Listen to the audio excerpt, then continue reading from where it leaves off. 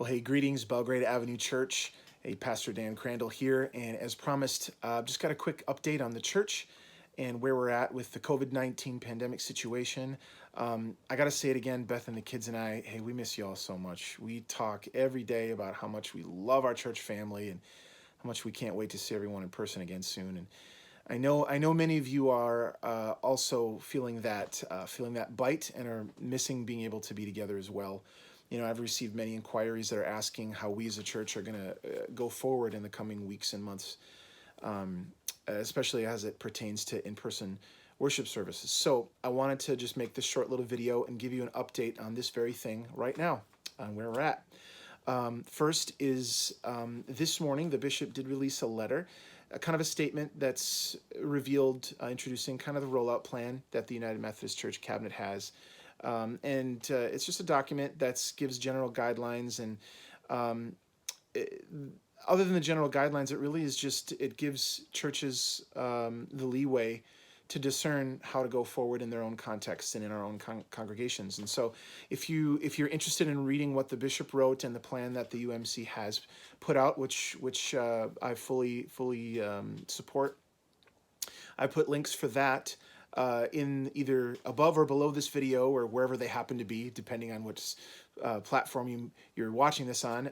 So I posted the bishop's letter, the UMC's plan, and just for kicks, I've also posted a 7-minute video of really cute babies laughing for 7 minutes straight, because hey, we all need a little bit more joy in our life right now. And laughter is contagious, and the scripture says it's good like a medicine. So watch that 7-minute baby laughter video right now. So here's where we are regarding the reopening of our church. First, you got to remember that the church has never been closed. The church has never been closed.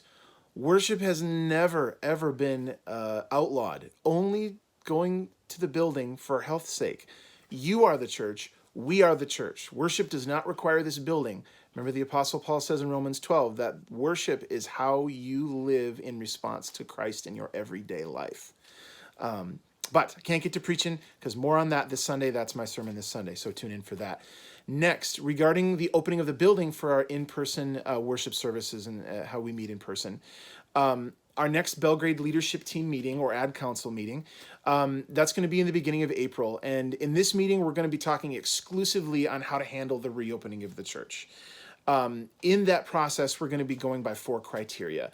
And the specific criteria that we're going to be looking at and keep in mind as we discuss these things are, number 1, the current stream of health experts, because we're all health experts online and on Facebook, you know, and the articles that we post. But, you know, if all of us were actually to go to school to study to be a health expert of some kind, we would all realize that maybe we weren't such experts as we thought we were. So we're going to go on the current streams of the health experts. Next, we're going to go by the wisdom of our Bishop, Bruce O., and the United Methodist Church Cabinet. Again, the links of that will be around this video. Number 3, the council of the other churches and clergy locally here in Mankato and North Mankato, as we, further our partnerships with the other churches and clergy in town. The 4th criteria I want to keep in mind, now this is what I want to just kind of talk about real quick. As we discern and make these decisions, we want to make sure that you're able to have a say, that you are able to share any thoughts that you might have, because this leadership meeting that we're going to have in April, it's not going to be open to everyone, simply because we have to abide by social distancing guidelines. So there's only going to be a small amount of people in the room. But we want to hear from you, though. We want to make sure that you're heard. And we want to take into consideration the thoughts that you have on this as well. So here's the deal. If you've got thoughts or concerns along these issues of reopening the church and why, we'd love to know what you're thinking. So please send them in an email send your thoughts or concerns in an email to the church email address by Monday, April 1st. And the leadership team will take them, we'll read them, and we'll keep them in mind as we discuss the way forward. So during that meeting, we're gonna come up with a plan on where to go from here. So until then, I really want to encourage you to continue to engage in our online services, on Sunday mornings. One thing you might consider in the meantime is, now that, consider meeting in groups of 10 or less, keeping social distancing guidelines if you feel comfortable. You can meet in groups of less than 10. If there's some of you that feel comfortable getting together, you can watch the service online on Sunday mornings at 10 together at each other's houses, and you can have your own little mini church services right there in the living room. So if those of you that feel comfortable doing that, please, by all means, that would be one way to gather together in smaller, safer gatherings as we move forward. So keep an eye out for an update in the second week in April on the next steps of where we're going to go as Belgrade Avenue United Methodist Church.